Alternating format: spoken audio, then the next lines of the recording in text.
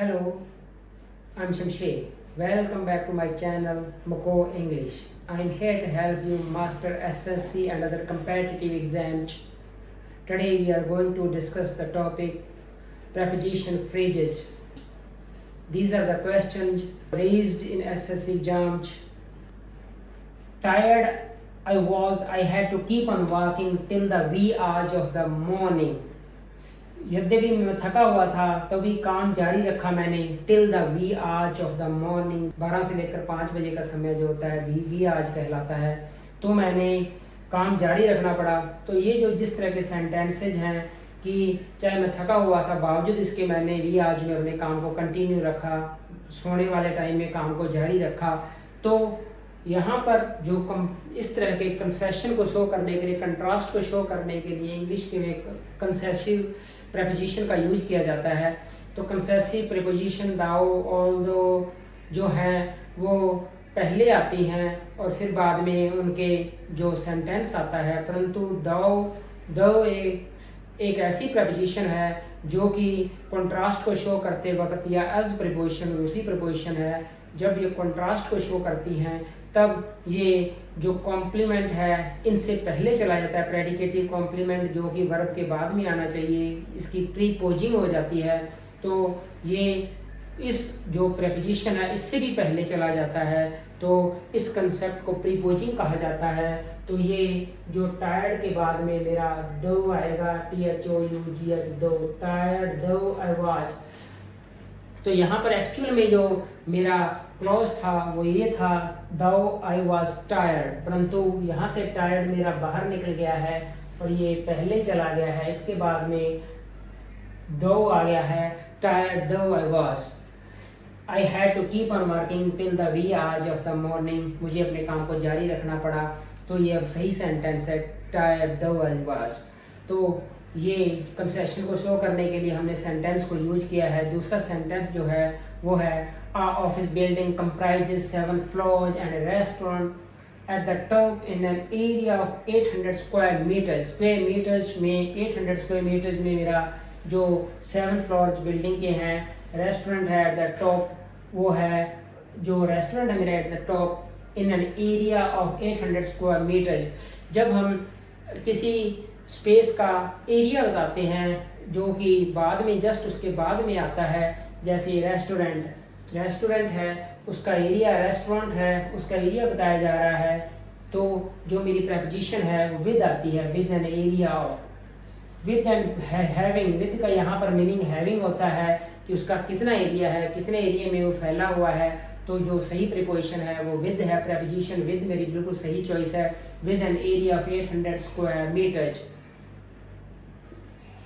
अगर मैं एरिया को लास्ट में लेके जाता हूँ 500 स्क्वायर मीटर्स इन एरिया, तब इन प्रेपोजिशन आती है, परंतु जब अगर बाद में आता है तुरंत में a restaurant at a top with an area of 800 square metre, preposition with आती है।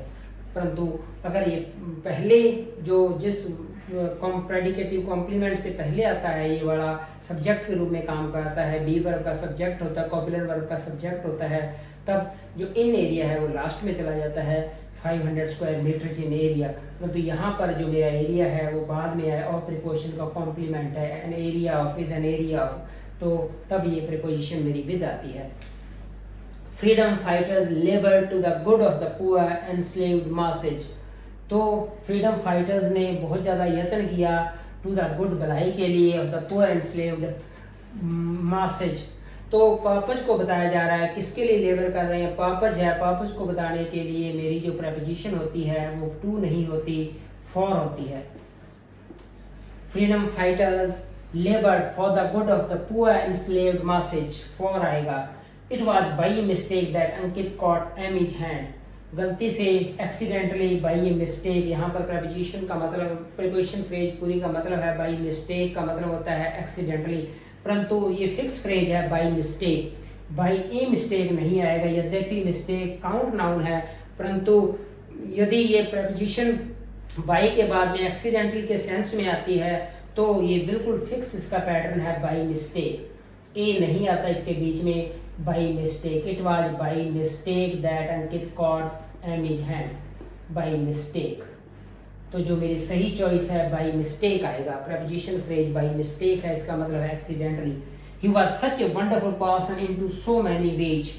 वो बहुत ज़्यादा तरीक़ों से, बहुत ज़्यादा, अगर मैं डिग्री, अच्छी डिग्री में कहूँ, बहुत ज़्यादा to a highest degree, to a good degree, वो वंडरफुल पर्सन है, वंडरफुल पर्सन है। तो जो मेरी प्रपोजिशन आती है इन आती है, इन टू नहीं आती। He was a wonderful person to a certain degree, to a extensive degree, in many parts. इस मीनिंग को शो करने के लिए जो प्रपोजिशन है मेरी वो इन है, in many ways. Fix idiom है मेरी, इन मैनी वेज। तो इडियम जो मतलब है इसका ये होता है बहुत सारे मात्रा में, या इन मैनी पार्ट्स, बहुत सारे हिस्सों में, बहुत सारे तरीक़ों में। तो इन मैनी पार्ट्स आएगा ना, आगे इन मैनी वेज आएगा, इन टू मैनी वेज नहीं आएगा। There is a barrier among the egghead and the hoi polloi. egghead intellectual personality कहते हैं। द hoi polloi का मतलब होता है कि ऑर्डिनरी पीपल। तो जो ऑर्डिनरी पीपल हैं उनको hoi polloi कहा जाता है। द egghead इंटेलिजेंट पीपल होते हैं। तो इन दोनों के बीच में दो स्पेसिफिक जो मेरी कैटेगरीज हैं इनके बीच में डिस्टिंक्शन को बताया जा रहा है। तो जब दो स्पेसिफिक या टू डिस्क्रीट सेट्स होते हैं मेरे, उसके बीच में जब मैं कंपेयर करता हूँ तब मेरा बैरियर जो उनको मैं जोड़ता हूँ, कनेक्ट करता हूँ, तो मेरे कनेक्ट करने के लिए बिटवीन आता है। दो को कनेक्ट करने के लिए बिटवीन, जो कि बाद में एंड लगता है इसके बाद में। अगर सेट मेरा डिस्क्रीट है तो अमंग नहीं आएगा, बिटवीन आएगा। दो के बीच में कोऑर्डिनेशन हो रहा है बिटवीन एंड के द्वारा, बिटवीन और एंड के द्वारा। जो मेरी प्रपोजिशन है वो बिटवीन आएगी, ना कि अमंग आएगी। अमंग तब आता है जब हमारी प्रपोजिशन पूरे जो एज ए ग्रुप को शो करती है, पूरे के पूरे मेरे सेट को शो करती है, और उसमें डिस्टिंक्शन नहीं होता। जो अलग अलग एंटिटीज हैं उनमें डिस्टिंक्शन नहीं किया जाता, तब मेरी प्रपोजिशन अमंग आती है। जब पूरे के पूरे सेट को एक साथ कंसीडर किया जाता है, एज ए होल कंसीडर किया जाता है, जब उनमें डिस्क्रिशन पे फोकस नहीं होता, तब मेरी प्रपोजिशन अमंग आती है। The Kepler telescope was launched on 2009। तो जब हम ईयर की बात करते हैं या मंथ की बात करते हैं, मंथ और ईयर को बताने के लिए जो मेरी प्रपोजिशन है उस साल में किसी दौरान, तो उस साल में किसी भी दिन केपलर सैटेलाइट का, केपलर टेलीस्कोप का लॉन्चिंग है। तो जो मंथ्स और ईयर्स के लिए जो टेम्पोरल मेरी प्रपोजिशन है वो इन होती है, ऑन नहीं होती। इन 2009। तो यहाँ पर जो सही चॉइस है 2009 के अंदर जो मेरा केपलर टेलीस्कोप है लॉन्च हुआ है। He went for a Bhil village for a day. He went for a Bhil village. तो for a Bhil village, he went for a Bhil village, for नहीं आएगा। जो मेरा डेस्टिनेशन है इसको बताने के लिए कहाँ गया है, जो मेरा डेस्टिनेशन है, एंड पॉइंट है जर्नी का, बील विलेज है, तो उसके लिए प्रपोजिशन टू आती है। He went to Beel village for a day. इसी तरह से last sentence, cyclone Idai killed 177 people in Zimbabwe although it tore across southern Africa. यद्यपि ये सदर्न अफ्रीका में ये जो है भारी तबाही लाया, साइक्लोन जो जिम्बाब्वे में 177 लोगों की जान ले ली। तो जो जिम्बाब्वे है वो पार्ट है सदर्न अफ्रीका का ही एक कंट्री है। तो यहाँ पर आल्दो नहीं है, कॉन्ट्रास्ट नहीं है, दो सेंटेंस से दो क्लॉजेज के बीच में ये सबऑर्डिनेट जो क्लॉज मेरी है, या इसको प्रपोजिशन फ्रेज कहें, तो यहाँ पर जो मेरी प्रपोजिशन यूज होनी चाहिए वो ऑल्दो नहीं आएगी, ऑल्दो इट टोर अक्रॉस नहीं आएगी। जो मेरी सही चॉइस है वो टाइम बता रही है कि कब 177 लोगों की जान गई, जब अफ्रीका में इसने तबाही मचाई। अफ्रीका में जब ये अपने विकट रूप में था, जब ये अफ्रीका में गुजरा, तो जब अफ्रीका को चीरता हुआ गया यहाँ से, तब इसने इतनी तबाही मचाई। वैन, प्रपोजिशन वैन टाइम बता रही है। तो पहले वाली घटना का जो टाइम है वो मेरा दूसरी वाली जो प्रपोजिशन फ्रेज है उसमें बताया जा रहा है। पहले वैन को जो ओल्ड ग्रामर थी वो कंजंक्शन मानती थी। कंजंक्शन का मतलब था कि ये सबऑर्डिनेटर है, परंतु आज की ग्रामर में से प्रपोजिशन माना गया है, परंतु ये अपने बाद में फाइनाइट क्लॉज लेती है। तो प्रपोजिशन फ्रेज आज के टाइम मॉडर्न ग्रामर में ना सिर्फ फाइनाइट क्लॉज लेती हैं, नाउन फ्रेजेस लेती हैं, एडवर्ब भी ले सकती हैं, एडजेक्टिव्स भी ले सकती हैं, और एक प्रपोजिशन अपने बाद में प्रपोजिशन फ्रेज भी ले सकती है। और प्रपोजिशन अपने बाद में ज़रूरी नहीं है कोई ऑब्जेक्ट ले, तो इस तरह की प्रपोजिशन जो कि अपने बाद में कुछ नहीं लेती है वो इंट्रांजिटिव प्रपोजिशंस कहलाई जाती हैं। तो आजकल में जो एडवर्बियल की कैटेगरीज है उसको बहुत ज़्यादा लिमिटेड कर दिया गया है। तो ये सारे के सारे मेरे जो पहले जो एडवर्बियल जो मेरे कंजंक्शंस थे उनको आजकल प्रपोजिशन कैटेगरी में डाल दिया गया है। तो हमने देखा किस तरह से एसएससी एग्जाम्स में जो प्रपोजिशन फ्रेज से रिलेटेड क्वेश्चन जाते हैं, प्रपोजिशन की चॉइस को किस तरह से सही किया जाता है। तो सबसे पहले हमने कॉन्ट्रास्ट के लिए देखा कि कॉन्ट्रास्ट में जो मेरा प्रीपोजिंग के द्वारा दाऊ जो है प्रीपोजिट जो प्रेडिकेटिव कॉम्प्लीमेंट था उसके जस्ट बाद में आया है। एरिया को बताने के लिए जो मेरा तुरंत जो आया है मेरा जो प्रपोजिशन आई है विद आई है। तो अगर ये मेरा एरिया पहले आता और इन एरिया बाद में आता और जो जो एक्चुअल स्पेस है वो पहले आता तो इन एरिया लास्ट में होता, फिर इन एरिया आता। तो 800 square metre, the building is 800 square metre in area. इसी तरह से हमने देखा प्रपोज को बताने के लिए फॉर प्रपोजिशन आती है बाई मिस्टेक, एक फिक्स फ्रेज है, इसका मतलब होता है एक्सीडेंटली। इसी तरह से इन मैनी वेज एक इडियम है, इन मैनी वेज आएगा, इन टू नहीं आएगा। दो की तुलना करने के लिए बिटवीन आता है जो 2009 में लॉन्च हुआ। ईयर्स और मंथ्स में जब भी बात की जाती है तो टेम्पोरल प्रीपोजिशन इन आती है। जो इसी तरह से काम में जाना है किसी में डेस्टिनेशन के लिए टू आता है और टाइम को बताने के लिए वैन आता है। Scientists show that there is a curious relationship among a lion's lifespan and the patterns of spots on each side of its face। तो साइंटिस्ट ये दर्शाते हैं, दिखाते हैं, बताते हैं कि एक क्यूरियस रिलेशनशिप है, बहुत ज़्यादा जो क्यूरियस रिलेशनशिप है लाइफ के बीच में, लाइफ स्पैन के बीच में। लाइफ का अंतराल कितना, कितनी लंबी उम्र में एक शेर जीता है। तो और उसके जो स्पॉट्स हैं उसके फेस के दोनों साइड में जो स्पॉट्स हैं वो किस तरह के स्पॉट्स हैं, उसके बीच में रिलेशनशिप्स है। तो दो डेफिनाइट चीज़ें हैं, ए लायन लाइफ स्पैन और the pattern of spots on each side of the face.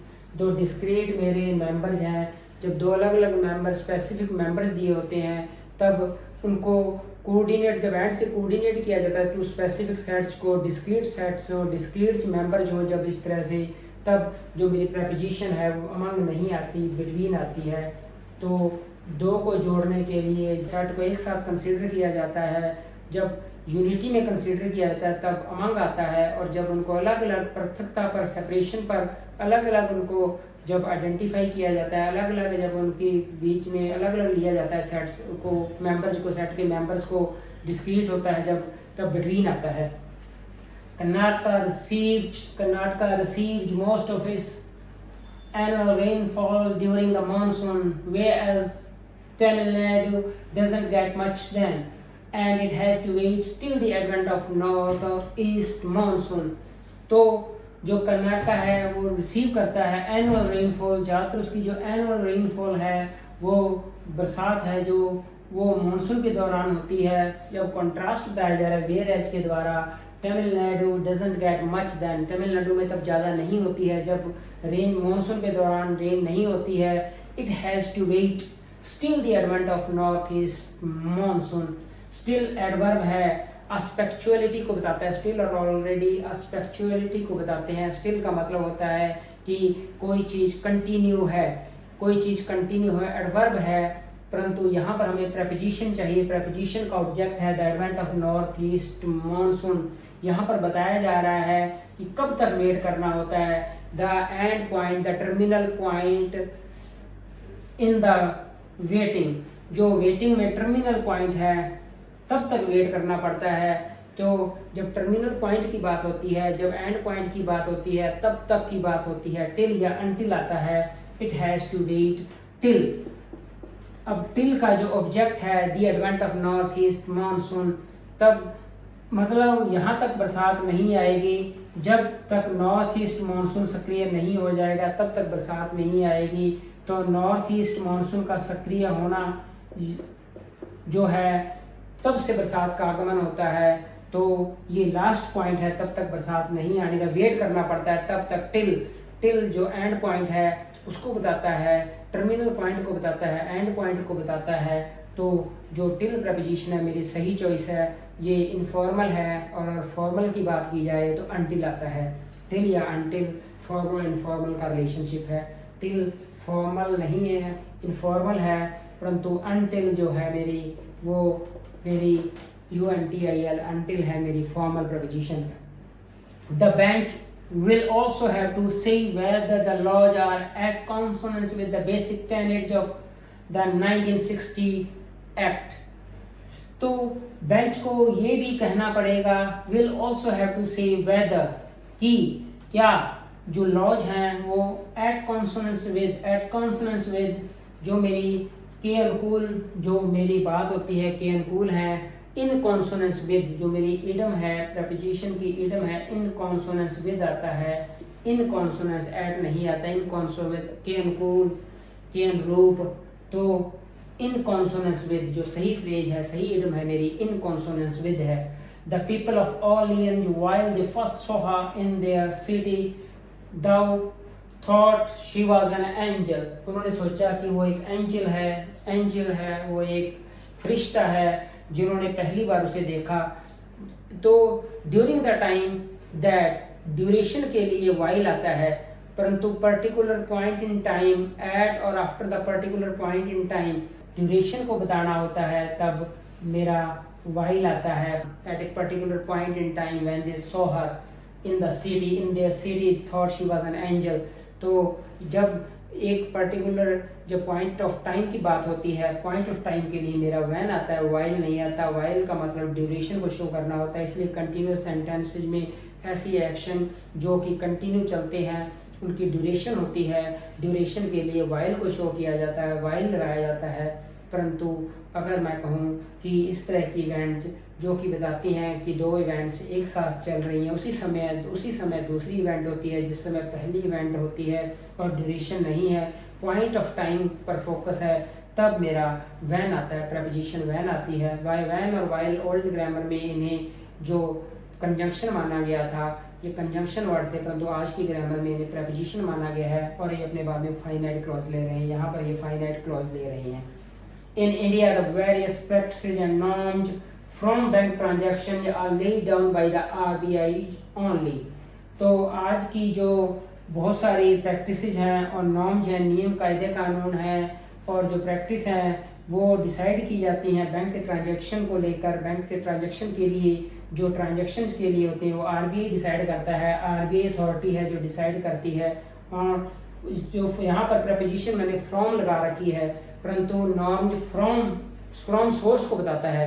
From बताता है कि कहाँ से कोई चीज़ शुरू हो रही है, सोर्स। परंतु जब हमारा मीनिंग है किसके लिए हो रहा है, किसके लिए, तब मेरी प्रपोजिशन फ्रॉम नहीं आती है। फ्रॉम सोर्स के लिए प्रपोजिशन है, जो मेरी सही प्रपोजिशन है फॉर आएगा यहाँ पर। For banks transfer, for banks transaction are laid down by the RBI। उनको डिसाइड कौन करता है? RBI डिसाइड करती है। She got into too quick promotion in order that she had good communication skills। She had good communication skills in order that purpose को बताने के लिए काम में आता है। उन्हें दो जल्दी प्रमोशन ले ली उसने, क्योंकि वो उसकी कम्युनिकेशन स्किल्स अच्छी थी। तो ये रीजन बता रही है, ये वाली क्लॉज मेरा पर्पस नहीं बता रही, रीजन बता रही है। पर्पस जो है वो हमेशा इंटेंशनल होता है, कि जो कि इंटेंशन के द्वारा कुछ किया जाता है। और यहाँ पर ये मेरा पर्पस नहीं है, ये मेरा रीजन है क्यों उसको प्रमोशन मिला, क्विक प्रमोशन क्यों हुए, रीजन है। तो रीजन के लिए जो मेरी प्रोविजन है एज, बिकॉज या सिंस आती है, तो एज या बिकॉज आएगा, इन ऑर्डर दैट नहीं आएगा। ये पर्पस के लिए मेरी प्रपोजिशन है, तो मुझे इन ऑर्डर दैट को हटाना होगा, इसकी जगह पर मुझे बिकॉज या एज को लगाना होगा। She locks the big order from A showroom in case of her carelessness. In case of की दशा में, की अवस्था में, उसे बहुत बड़ा ऑर्डर था शोरूम से, वो उसने गंवा दिया, क्योंकि हर केयरलेसनेस। तो यहाँ पर जो मेरी नाउन फ्रेज आ रही है, तो इन केस ऑफ का मतलब होता है, यहाँ पर ये रीजन बता रही है किसके कारण क्या हो, ऐसा हुआ, तो नाउन फ्रेज है। तो जो नाउन फ्रेज है रीज़न को बताने के लिए वो बिकॉज ऑफ आती है। यहाँ पर ये नहीं बताया जा रहा कि क्या किस इन केस ऑफ का मतलब होता है, जैसे मैं कहूँ कि in case of fire crack the glass, की अवस्था में, किस स्थिति में, अगर फायर लग जाती है तो क्रैक कर दो ग्लास को तोड़ दो, उसकी दशा में, उस स्थिति में, उस अवस्था में। तो इन केस ऑफ का मतलब ये होता है। तो in case of emergencies call 101, 113 या कुछ भी, इन केस ऑफ इमरजेंसीज। तो यहाँ पर इन केस ऑफ की स्थिति में होता है जो कि गलत है, यहाँ पर मेरा बिकॉज ऑफ आएगा। इन केस ऑफ की जगह पे मेरा बिकॉज ऑफ आएगा। बिकॉज ऑफ अपने बाद में नाउन फ्रेज लेता है, प्रेपोजिशन ऑफ अपने बाद में नाउन फ्रेज लेती है। बिकॉज ऑफ हर केयरलेसनेस, तो उसकी लापरवाही के कारण उसने ऑर्डर गवा दिया। बिकॉज ऑफ मेरी सही प्रेपोजिशन है। तो हमने देखा किस तरह से प्रेपोजिशन जो वाइटल रोल प्ले करती हैं ग्रामेटिकल मिस्टेक्स में, कॉमन एरर्स में, इनका बहुत बड़ा योगदान है। अगर हम प्रेपोजिशंस का सही यूज करते हैं तब हम इस तरह की एरर्स को ठीक कर सकते हैं। और ये एसएससी एग्जाम में प्रीवियस ईयर क्वेश्चन हैं तो ये उठाए गए हैं और हमने देखा कि ये काफ़ी इजी हैं। और अगर हमें प्रेपोजिशन का सही मीनिंग पता होता है we can easily crack those kind of questions. तो हम इजीली क्रैक कर सकते हैं इन तरह के क्वेश्चंस को। Thanks for watching the video. I hope you really enjoyed the video. If you enjoyed it, please like, share and subscribe. Thank you very much again.